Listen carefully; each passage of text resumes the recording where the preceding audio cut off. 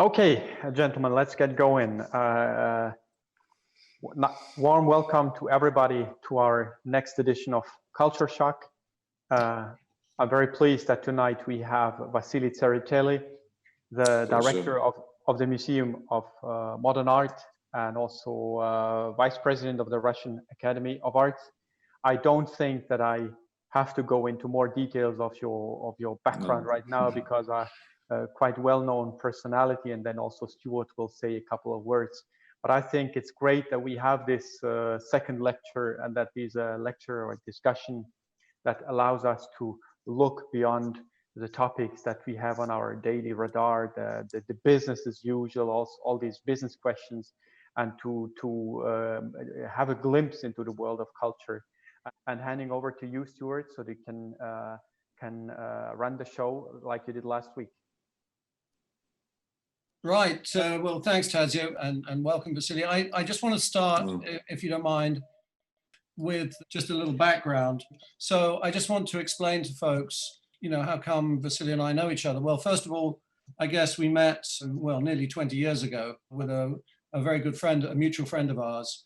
And then when I was looking for somewhere to celebrate 20 years in Russia, Vasili was incredibly kind to allow me to use his museum, one of his museums. I just want to say that this is normally how you see Vasili. You see him in the distance, surrounded by a huge number of people, and you spend a large part of the evening trying to catch his eye, but he's always got another half dozen people between you and him. So we're in very fortunate position today to have him to ourselves so that we can have a chat. So Vasili, welcome.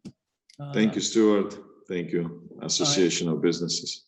If you look behind me, you can see the subliminal message. There it is. And as of today, I guess it's a very appropriate message, right? It's actually by British artist Martin Creed. Everything will be all right, and it's in many world capitals.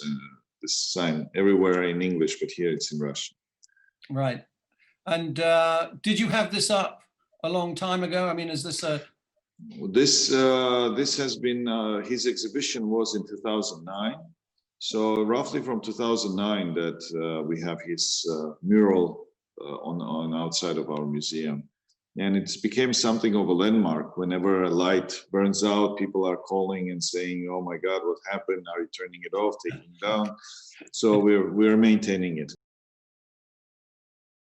I was born in Georgia. My grandfather is an artist who I grew up with, world-renowned artist Zurab Tsereteli. And I was lucky enough, and I studied in New York. I went to middle school, high school, university there. And then as I came back here, I started working in the museum. And after a few years, I was executive director. So this year, museum is celebrating 20 years, Moscow Museum of Modern Art, which is was created by my grandfather, who donated to this beautiful building behind you to the city of Moscow, with initial collection of 2,000 pieces of Russian underground artists, which he's been collecting all his life. And that's how the museum came around when, at that time, Mayor of Moscow, Lushkov, gave funding to the museum, and that's how it was born. Since then, now we have a collection of almost 15,000 works of art, 12,000 books, archives, and staff of about 400 people in total. Yeah, 6 locations. We were very fortunate. Last year, 2 museums of the city of Moscow, which is a museum of Nalbandian, which is a very famous of Armenian descent artist that is of social realist style. His studio museum became part of our museum infrastructure, and the other studio museum of Vadim Sidur, which is celebrating actually its anniversary this year. It opened in 1988, so it was one of the first museums of modern art to open in Moscow, unofficially, so to speak. He's a very well-known artist all over the world, and he was forbidden during Soviet times, and he was very important dissident artist. So those two locations. We have very intense exhibitions policy. We do about 70 exhibitions per year. How many? 70. Jesus. Yeah, it's quite active. We work a lot with young artists. We have a biennial of young art. We are, doing in regions. So last year we opened an exhibition in Magadan. We opened in Yuzhno-Sakhalinsk. So it's in many different places all around Russia, as well as abroad. We organize and we collaborate with different institutions and artisans, so to speak. We are funded by Department of Culture, City of Moscow. And when you ask how difficult it was for us to overcome this, of course, it was difficult for our museum, as every other museum. We were not prepared for suddenly going and online and trying to create online presence. But all our colleagues, my colleagues, different exhibitions, we all came around and created very fantastic content with the kids' classes, with exercises, with this concept home with MoMA, which was also lectures and many online different programs, which showed great interest, and our all online activity went up by 100%. So we doubled our world presence in online. And when there was a night of museums event, we had 15,000 visitors just that one day, one night. So it was a great thing. Well, sorry to interrupt a sec. So just out of interest, in the real world a year ago, how many visitors would you expect into your museum? We have in last year we had 550,000 visitors. So that's our yearly. For the whole year, obviously. Yeah, for a whole year. That was a maximum amount we had. We usually have from 450 to 500. So this was a very, and sometimes it's due to certain exhibitions that happen. So when you have a, very interesting, more, all our exhibitions are interesting, but sometimes you bring a person or a personal exhibition of more known artists to global masses, so you get higher visitation. And so thanks to Department of Culture, we kept all our workers, everybody got their salaries. So, but the loss of a museum in 2 months was about 30 million rubles, which is income from the tickets, partnerships, because most of our exhibition projects are done by having partners for our projects. So that was a big hit that we had, and now we have to overcome. So in September, we were supposed to open Michelangelo Pistoletto exhibition. We had to postpone it for next year, and so we didn't cancel exhibitions, but we had to postpone them or put them off for a bit. Other things that you were saying, apart from the museum, and which takes up all my time, I'm an artist and photography and exhibitions. And at one open time when Aidan Gallery existed, I used to show in her gallery, and so that's my past life. Also in Georgia, we have a museum. It's a private museum. If here it's a city museum, it's a private museum there, where we also do exhibitions and different programs in Georgia. So that's kind of about the cultural aspect of this. I got a whole bunch of questions, a series of questions. Actually, I was going to start with. I know I'm really my information is that deep. So, in Soviet times, modern art, that sort of stuff, a lot of that was undercover. It was sort of anti-establishment. You get funding from the Ministry of Culture. Do they exert any editorial rights, as it were? I mean, do they look at your exhibitions and say what can be exhibited, what can't be exhibited? No, luckily, we've been with the City of Moscow, Department of Culture, for all this 20 years. Not once they had, okay, show us some blueprints before you do an exhibition or any kind of we've been friends for many years. You've been to many of our openings, and you've seen many of our exhibitions. We've done all kinds of subject matters, and obviously we thank God, and luckily we didn't have any kind of intrusions or breaking our works, or which was sometimes unfortunately it happened with other institutions when some Orthodox activist come in and break something up or something. We avoided all that, but at the same time, it's the worst is self-censorship. When you are thinking that something is going to be forbidden in this, so we show the way the history of art in Russia or abroad has happened and is happening, and we collect it. So we're very open mind, without any kind of, within the global law. I mean, with the law standards, but not anything else. Are modern artists today as inventive as they were 20 years ago? The time of perestroika was clearly a time of great creativity and great this kind of very, very you speak like pop art, very like mysterious, everybody looking for something like this kind of inspirational. Then we had a time of political art. I mean, there was a lot of more people thinking about politics and so on. Now artists are focusing on themes that, much more affect them. The market has become much more professional. I mean, you have gallery scene, you have fairs, you have gallery system, which has been, already for a few decades, developing in Russia. And you have artists that have been shown, Russian artists as well, by foreign galleries, and so it evolved into this.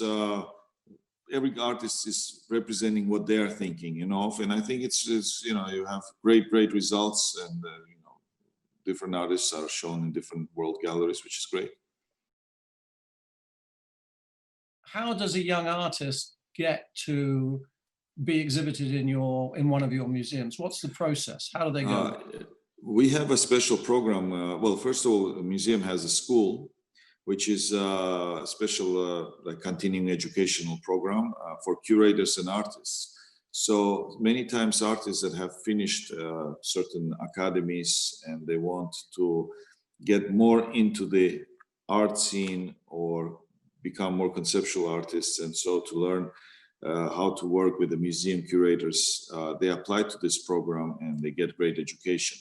Then we have a debut program, which is for artists' first ever exhibition in the walls of museum. So many times first ever exhibition happens with us. So this is an application-based system where artists submit their application, and then the curators look at those applications, and it's like a competition. They decide which of those artists will then work with our curators to do his first exhibition. And it's every month new exhibition.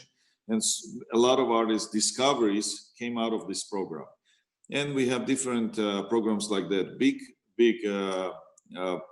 like a driver for all the development of young art is Biannual of Young Artists, which is a project of financed by the Department of Culture and Ministry of Culture, and was launched by National Center of Contemporary Art, Rossizo, and Moscow Museum of Modern Art. And it allows artists from all over the world apply through online, and the curator is able only to select works that have been sent by application. When we are talking about young artists under 35, there are more opportunities to find themselves, because kind of already established artists, or the artists are over 35, they already have a gallery, they already have their own followers, they already have some kind of possibility to find their place to show their works. And when you put everybody in one pool, those artists that are more known will always get preference sometimes by a curator, rather than choosing unknown artists. So like this, we're giving an opportunity to discover new names. But of course, I mean, everybody can send their applications, and many times we give a show to an artist that didn't have an exhibition before in other institutions. So Yermolaevsky, we were thinking of what to do with this beautiful building of 4 floors, which used to be a union of the young architects many decades ago, and we decided to concentrate all our educational programs in one space and focus on beautiful space. Fifth floor is focused on educational programs, lectures, film shows, and this kind of interesting programs. One floor is dedicated to partnerships. We had a one-year partnership with Goethe Institute. We had a great partnership with other institutions, and this is ongoing. So we do a partnership with non-for-profit organizations and so on to create interesting projects with collaboration of our institution and them. And then one floor is dedicated to research, discovery of our collection and showing interesting exhibition. Now we have an exhibition there which will open next week, because today we only opened Petrovka. It's called Up to Art. It's focusing on art created in groups. It's very, very interesting. It's a historic show showing artists of 1980s and early 90s when they worked in a collaboration with other artists. So it's very, very interesting exhibition. Then we have a library which has 12,000 books. And also the library covers the period, not only contemporary art, it's from all over periods. You sort of mentioned in passing your cafe, but you've got a bunch of restaurants as well, right? We have a Largi, which is with the Ginza group, and then a wonderful place called Dom 12 with Mitya Borisov, the owner of Jean-Jacques, and other restaurants, and Cafe Mart, which actually opened with its new fantastic menu. It's terrace from today.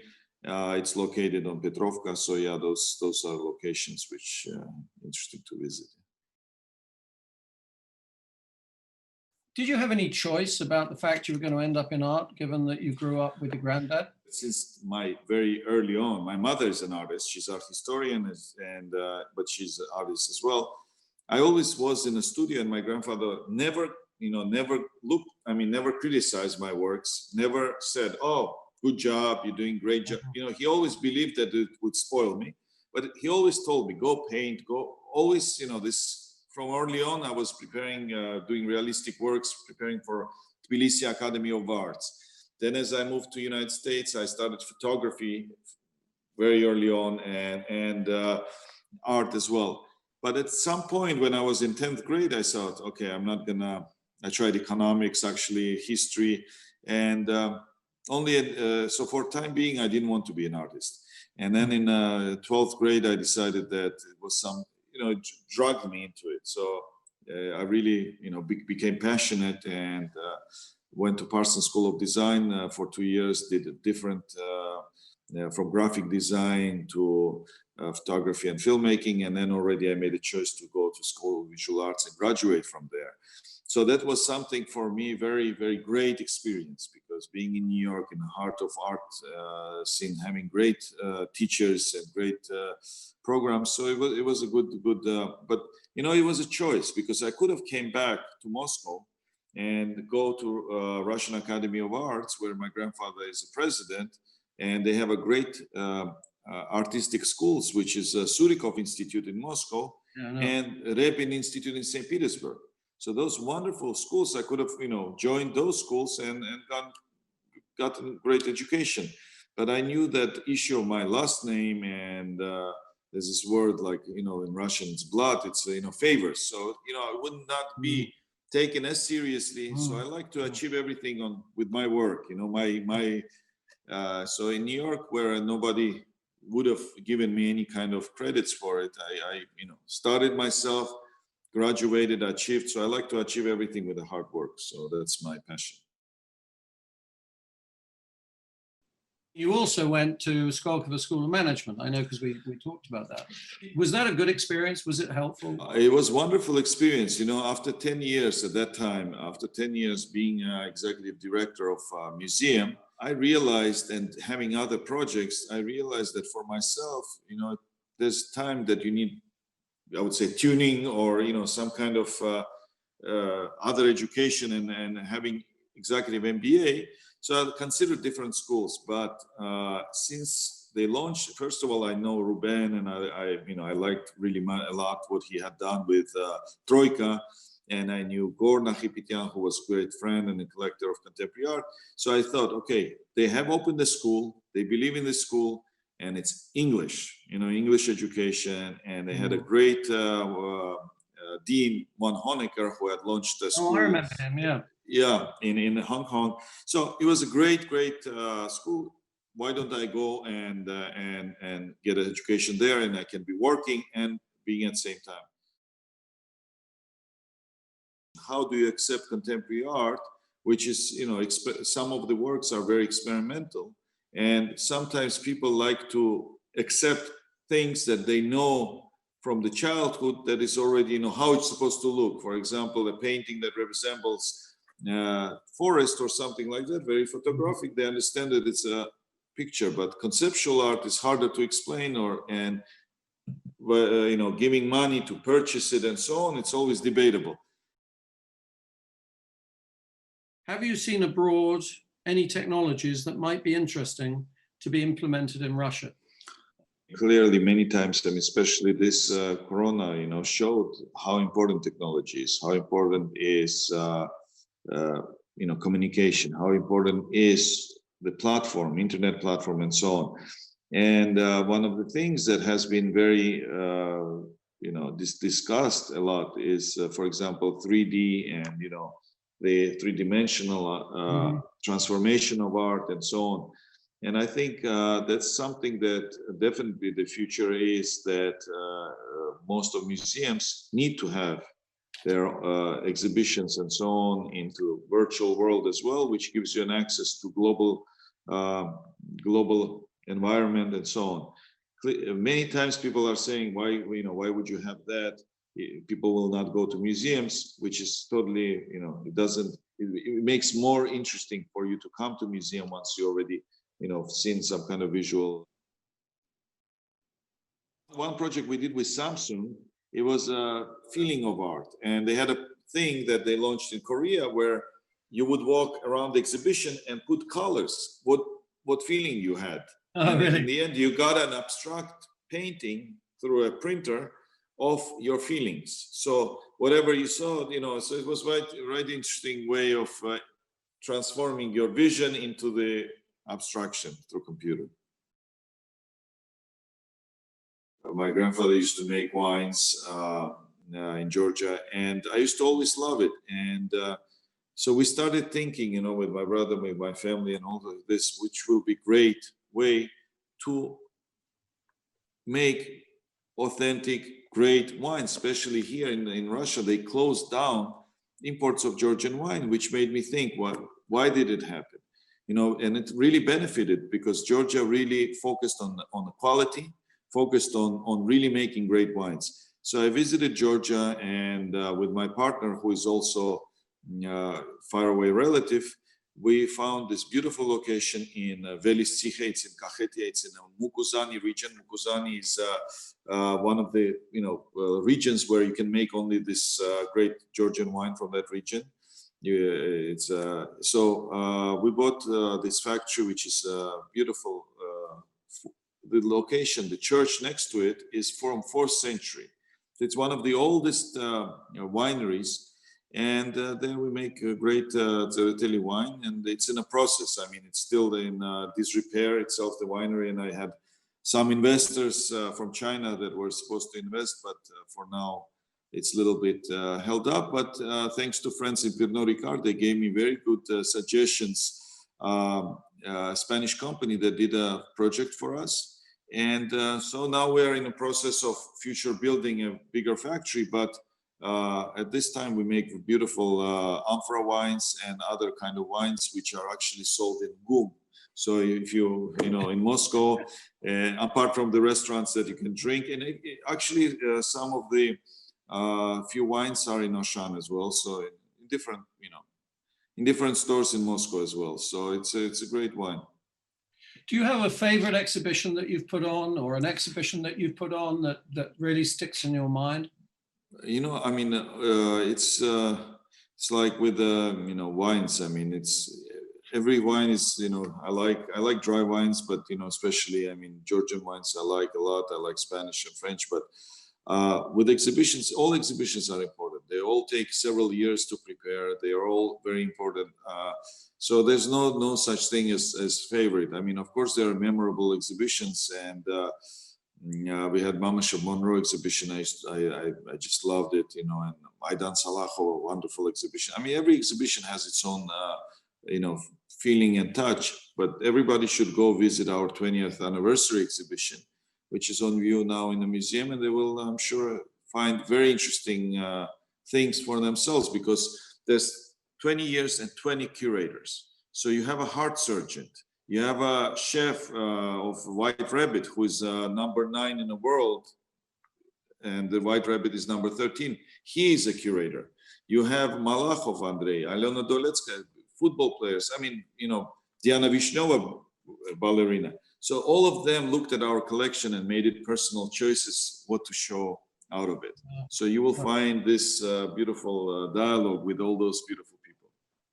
What a great project that must have been. I mean, did you all sit around at some point and people argued about what they liked and what they didn't like? You know, I think it's most important thing in, I mean, and you will probably know in your banking background, is having a great team and delegating.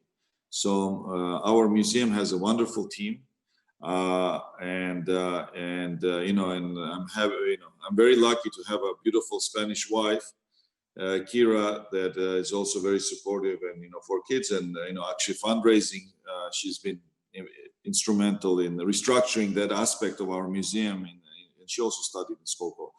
But very important thing is that, you know, delegating, and it's something to learn. And, you know, it was the idea of actually Alexei Novoselov, of one of our deputy directors, to do this exhibition, and we embraced it.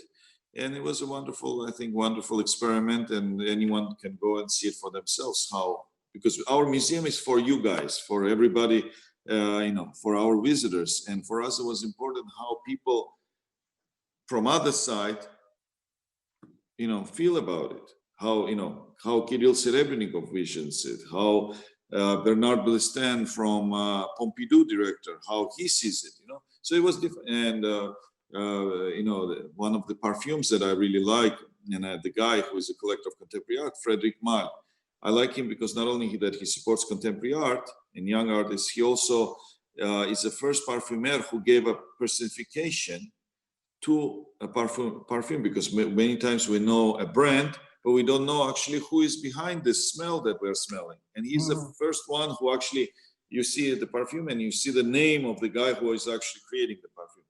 And he was one of the curators of the exhibition. It's great to see you. It's great to see you on such great form. You know, you're such a positive guy. And you've really spent a very interesting hour with us. Thank you very much. Thank you very much. Thank you. One last thing, все будет хорошо. Все будет хорошо. Great. Thank you. Thank you. Nice to see you, Vasili. Thanks a lot. Thank you. Bye. Thank you. Bye. Bye-bye.